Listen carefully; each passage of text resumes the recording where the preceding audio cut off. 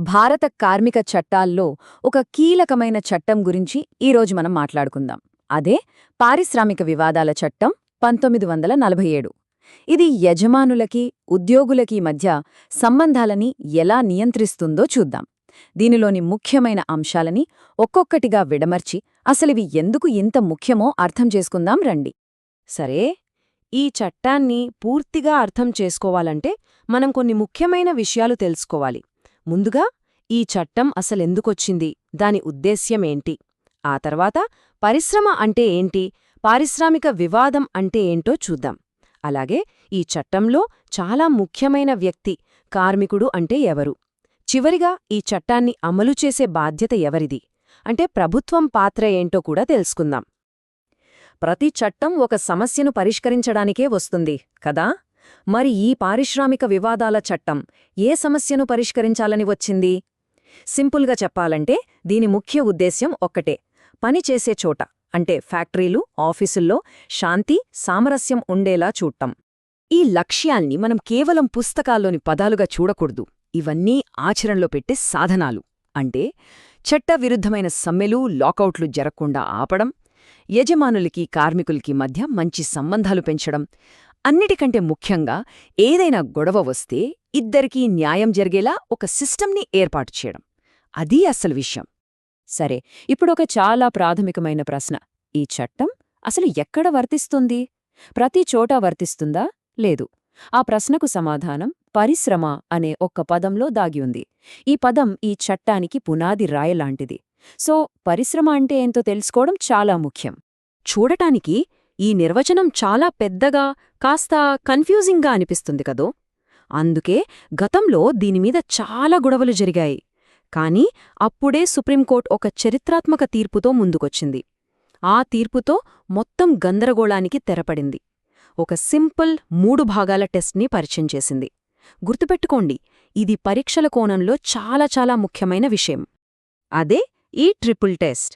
దీన్ని Bengaluru water supply versus S Rajappa కేసులో supreme court ఏర్పాటు చేసింది.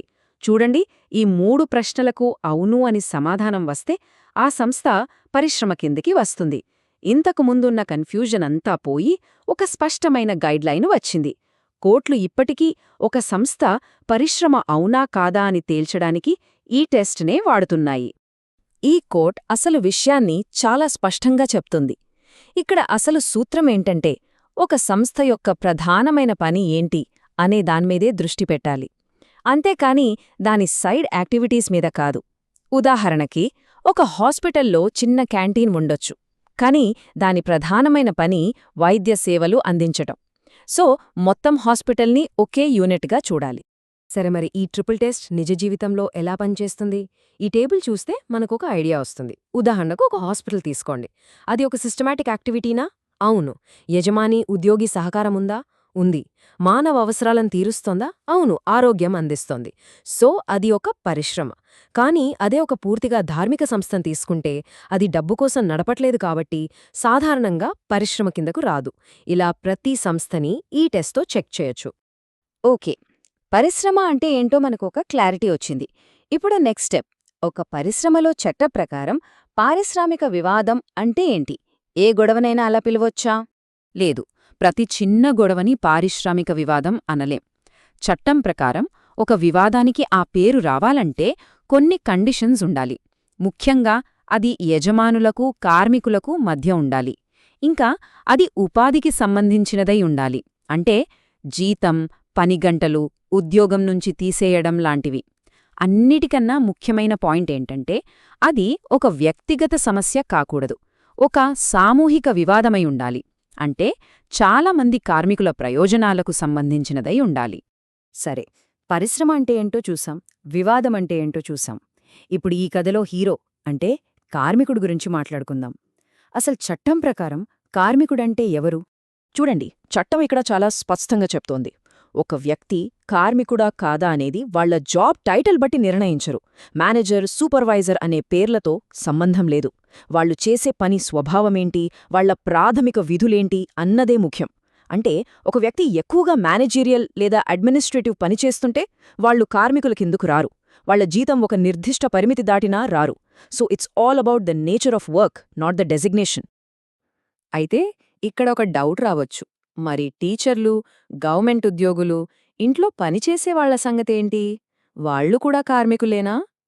ఈ కన్ఫ్యూజన్ లేకుండా చట్టం కొన్ని కేటగిరీలను స్పష్టంగా మినహాయించింది.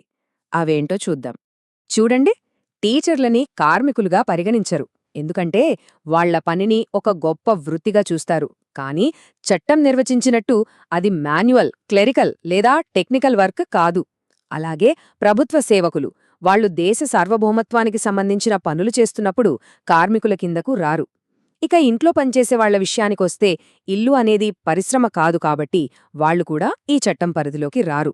సరే, మనం పరిశ్రమ, వివాదం, కార్మికుడు అన్నింటి గురించి తెలుసుకున్నాం. ఇప్పుడు ఫైనల్ పీస్. ఒకవేళ వివాదం వస్తే దాన్ని పరిష్కరించడానికి ఎవరు ముందుకొస్తారు, ఎవరు బాధ్యత తీసుకుంటారు?